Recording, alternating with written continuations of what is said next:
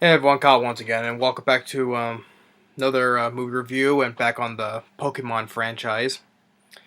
Now moving on to movie number 4, when it's called Pokemon Forever, or Pokemon 4 basically, but it's called Pokemon Forever. And now Pokemon Forever, like I said, it was released in Japan 2001, but it came out in October 2002. And very quickly, unlike the first 3 films, this film underperformed. It made much less money than the first film, way much more less. But yeah, but overall, I do like the movie. But like I said before, the first 3 films had like more of a dark tone, especially number 3. But this one has its toneness is much more lighter, and regardless, though, I still like the movie. And but I should say though, well, I wouldn't say that though, because I do like the movie overall, so I can't do that. But when it came out, this film was a box office flop. It flopped badly in the U.S. It only made like $1 million because I think it was like its limited release, whatever. And when it came out in October 2002. And the film bombed. It was the first bomb in the franchise. It made only $1 million. I think for its budget, it was like around 20 something million. I forget the actual one though, but I think it was like 20 million. I think it was. But it did help make money. Made much more money overseas. Made like 26, bringing it overall total to 28 million. But the film was overall a box office bomb, and it performed horribly, and also critically as well. This film has a 5.5 on IMDb, like around the same rating as Pokemon 3, but it has a 14% of Rotten Tomatoes. It's basically on par with the first movie. As if Pokemon 3 has Pokemon 3 has a much higher rating than all four of all the first 4. Pokemon 3 still has the highest rating, which still has a 22%. But and for I guess for this on the front over here on the back says film adversary board says outstanding, the best one ever, kids will love it. On the back says undeniably cute, a slam dunk for children, Time Out New York. Well, I would say yeah, of course it's for children because it's a kids franchise, and the kids will love it. I could see that though, but the best one ever? No. I would disagree. It's not the best one ever. My favorite, I would say, is number 3, though. But probably a lot of people say that the first movie is still the best one, which I can do understand that. But this is definitely not. This is not the best one ever. But we had more of the more legendary Pokemon. We introduced Celebi and Suicune. And the villain, I would say, is this guy who was a member of Team Rocket, who wears this mask. What Team Rocket called him, like Iron Masked Marauder, I think his name is. It's voiced by the same guy who voiced. Here's it back here. He's voiced by the same guy who voiced Entei and the Pharaoh from Yu-Gi-Oh, Dan Green, the American voice actor. I will still say he's probably more of a better villain than the guy in Pokemon 2000. The guy, I guess his name was Lawrence the Third. I would say he's much more better villain than him because there was not much to the villain of the guy in Pokemon 2000. He was just there to collect the legendary Pokemon, the birds, and then Lugia. Here, he has a much more sinister plot to this one here than Pokemon Forever. because he wants to capture Celebi. But well, which I like that I'm glad for. But there is no Pokemon short like like one of Pikachu's adventures like the first 3 films had. So there is no Pokemon short. Cut straight to the movie, and it opens up with this a young boy by the name of Sam. And he's in this he goes in this forest, which is the forest like where I forget what was it, the voice of the forest. And this woman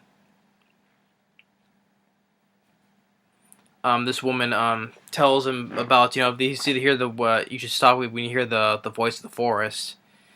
And he goes in, and he sees a Celebi is being chased by a Pokemon hunter who has a Scyther and a Houndoom.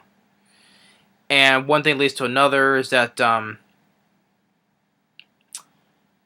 ultimately because Celebi is a Pokemon that can travel through time, so ultimately he sends Celebi takes itself and Sam into the future to get away from the Pokemon hunter.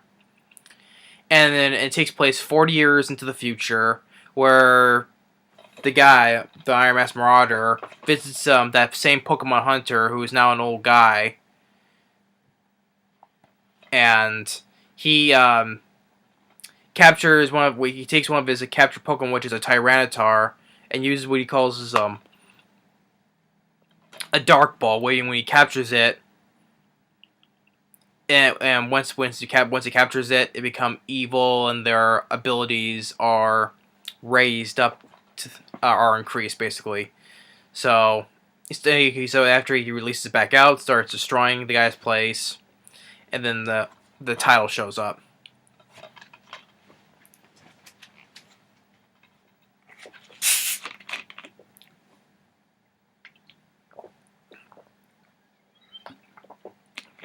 So then we get with Ash and the gang. They're on a way to his next gym because he's still in the Johto region, and he gets it quickly. And Brock and Misty are waiting for him because he's not at the boat yet. But he's quickly getting into this little battle with this kid who has a Crocodile, and you have the theme for Johto League champions playing. Born to be a winner, Johto. Born to be a champion. Yeah. So then he races towards back to the boat. Meets with this guy who lives in that forest. So and he has this boat that also turns into a blimp, and he meets with that woman from that Sandman at the beginning, but now 4 years later, she's older with her granddaughter. And tells him the same thing about going through the same entrance to that forest of where the voice of the forest is. And they see the lighting because that's indicates where Celebi came through time. Where about travel through time. This light shows up, and as they're in the forest where the shrine is, Celebi and Sam come through. They bring back to the woman. And she's happy to see him because she knows that he disappeared after that, waiting for him to come back. And he knows that he's 40 years in the future. And the woman gives him back his sketchbook that he left 40 years earlier. The sketchbook when Celebi and took Sam with him through time. His sketchbook I left behind, so she gives it back to him. And Celebi was left in the forest, and as they go back, they visit an Ursaring, and then a Stantler, and then a ferret leads them to where Celebi is. There's this hole in this big tree trunk, and they see it. They want to help it, but Celebi's afraid. Think it's gonna hurt it. But Ash and Sam, they said they convinced it that they're friends and stuff. So they bring it to this great lake, where the Great Lake of that place, where it can heal because this water is like so crystal clear and pure. And also they mentioned about Suicune that it has the ability to restore tainted water to make it all pure and crystal clear. In which early in the film, Pikachu and Ash got a glimpse of Suicune earlier on their way. And while that's going on, Team Rocket, they meet the guy, and they know who he is. Who has this giant spider-like robot, and he wants to catch a Celebi. And when they actually he meets up with them, tries to capture Celebi.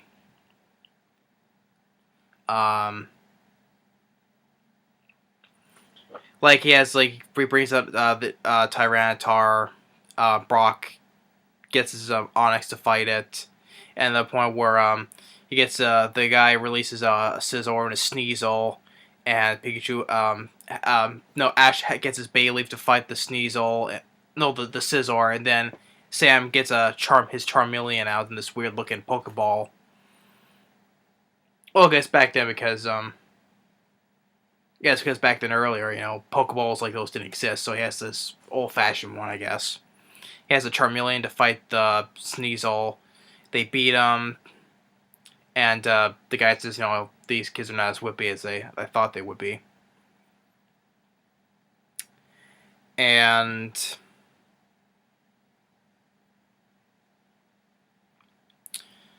then one thing leads to another is that the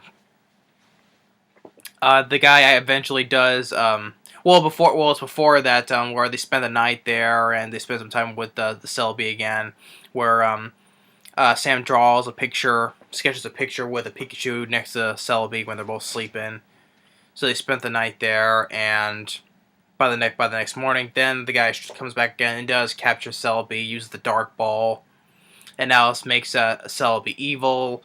The guy starts to man to destroy everything, destroys the forest, all this destruction, and then builds this huge, like to say, like a nest of sticks and stuff, and Jesse gets sucked in, and creates this big wooden figure of this, whatever this weird looking creature is, and Jesse's tied up upside down and says that, the guy says, I need you to be a witness to all this so they can report back to the boss, Giovanni. But the guy eventually says, since I got Celebi, the boss needs to be afraid of me. I'll rule over Team Rocket. I control the most powerful Pokemon on Earth, and this and that.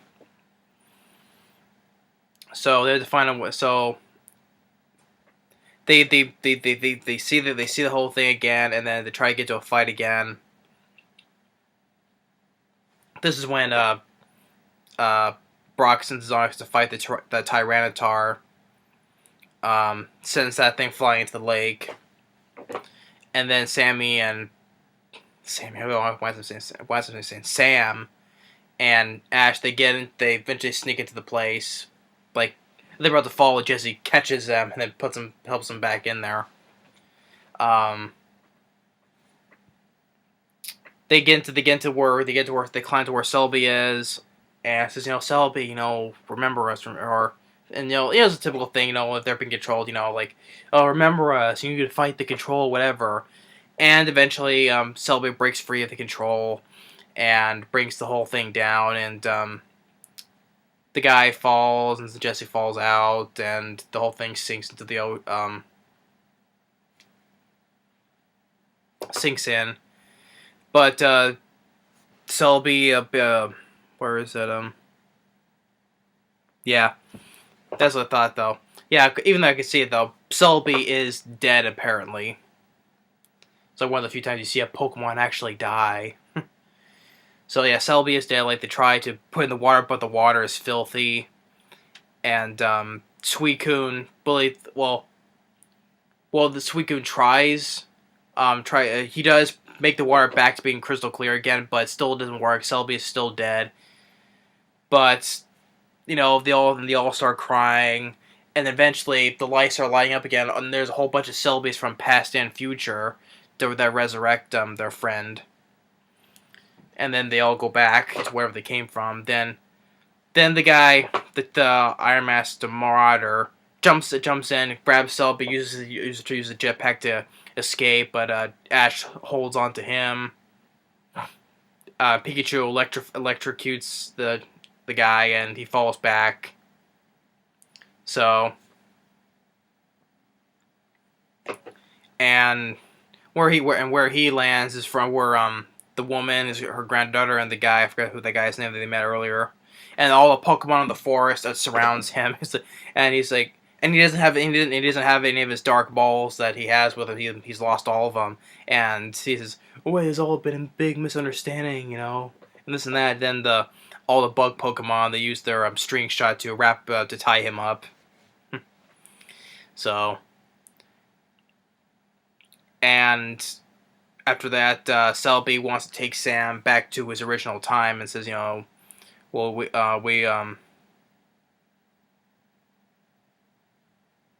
still be friends no matter what.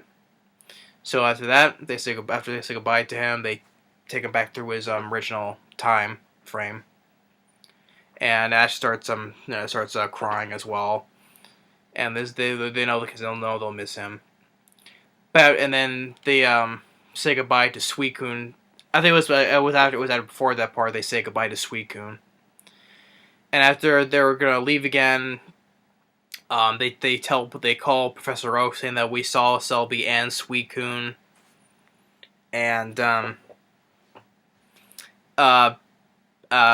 Professor Oak is saying, they go, Ash, wait, what's wrong? You haven't said anything yet, because he was to say that he left a friend, went back. He knew he made a friend, and they said they went back to his own time. And then Professor Oak says, don't worry, I'm sure that you and Sam are going to be friends forever, still. And after that, as they're going to go towards, but they come to realize that Professor Oak never they never mentioned who the kid's name was, and they never mentioned who the kid's name was, but they didn't know how somehow Professor Oak knew who he was. And as they leave towards the boat, and I thought it was one a while back. I thought there was a twist I never thought. Some people will say this they saw it coming, but to me, long ago when I saw it, I didn't see it coming. And Professor Oak, he get back at his lab. He's back in his lab, and he gets out an old sketchbook, a sketch of Pikachu and Celebi sleeping. Professor Oak was Sam when he was a kid, and he says it seems like it only happened yesterday. So yeah, Professor Oak was that was Sam when that was Professor Oak when he was a kid. Because his name was I think they mentioned before his name was Samuel Oak, like that. I think some part of the show, but yeah. But they just call him Professor Oak, so they hardly ever use his first name, Sam or Samuel. So yeah, so a long time ago, I didn't know that was like a decent little twist. Harmless. You guys know, because yeah, that's when Professor Oak when he was a kid. Just never knew about it. Yeah, so that was I would say a decent twist, harmless. Because back then I didn't see that twist coming. So yeah, so that was Professor Oak when he was a kid, Sam. And then the credits roll again. Well, before the credits roll again, Jesse's floating down the river, and James and Meowth catch up to say, "Oh, we should just lay around here. The water, it makes him feel." Meowth is saying the water makes him feel all tingly and stuff, and says, Team Rocket's floating away. And then the credits roll, and then it goes back to Professor Oak's lab. Tracy, who still works there, he's going through the books, and he sees Professor Oak's sketchbook and all the drawings he has made, and then puts it back. And shows once again with Ash and friends, traveling through whatever. So, yeah. So this is a much more shorter than the previous ones, though, but because there's not much to go. it wasn't much. It wasn't much to say. It's most of these films are most of these Pokemon films are not that long of a film, so they're like about 80 some minutes at most, or if not 80 minutes at most. They're not that long of a film. When you think it gets towards the end of the film, it's already by the hour mark anyway. So that's what I can say about these Pokemon films. They are decently well paced, and they're not that long of movies. So. But I still like Pokemon Forever. But even though the toneness of it, because like the first, especially number 3 was like I would say like the darkest of the most. But the tone of that gets lightened up a bit more. So, and it's clearly seen in this film. The villain, the Iron Mask Marauder, I would say he was much more of a human villain than the guy from Pokemon 2000. Because there was not much to him, except he wants to collect the legendary birds and Lugia, and that was it. This one, he planned to capture Celebi and use it to wreak havoc everywhere. So at least the guy had a much more sinister plot than the guy from Pokemon 2000. And yeah, and I can see why the film didn't do that well domestically, because also probably because it was given a limited release. Most films don't do that well when they're given a limited release. They barely make any money. But this was the first box office flop in the Pokemon franchise. And then after this came Pokemon Heroes, which was the next one after this. And that was the last Pokemon film to be released in the US. Which I will get to that though. But Pokemon Forever I do like, and I still think the first 3 are better. That little twist at the ending, that was Professor Oak when he was a kid. Long ago I didn't expect that though, because he's Professor Oak. We didn't know much about. They hardly called him by his first name ever, because of maybe 1 or 2 times. But still, I guess that was I would say a decent little twist. But that was to me though. Probably some people saw the twist. It was Professor Oak all along when he was a kid. But me, I did not know that back then when I first saw this. And no, I did not see this in the theater because it was like a limited release, and I probably didn't know about that they released another one in theater. So, but I think it was like long ago when it was a VHS. I don't have the VHS. I don't have the VHS no more. So, but I guess when I first watched it on the VHS, that's when I first heard about it. When I first watched it. But yeah, the Pokemon Forever, I still like though, but I still say anyway, I said the first 3 films are still the best out of all the Pokemon films I'll be reviewing from here on out though. So if I ever get all the way up to the latest one, the first 3 films are still the best ones. So that way I don't have to keep on repeating myself on that part. But yeah, I still like the film, but the first 3, like I said, the first 3 is still better still. But I still think I would definitely say it's not the best. It's not the best one ever. I would disagree with that. But yeah, so it's much more short than the previous ones though. So yeah, that's my review for Pokemon Forever. I do like the movie. I still give it a thumbs up as being a fan of the Pokemon films and the series in general. So yeah, that's my review for Pokemon Forever. And then stay tuned for which will be the 5th one, Pokemon Heroes, and that will be that's the last one that's going to be released that was released in the U.S. By the way, yeah. Thanks for watching. Stay tuned on the next movie review. Later.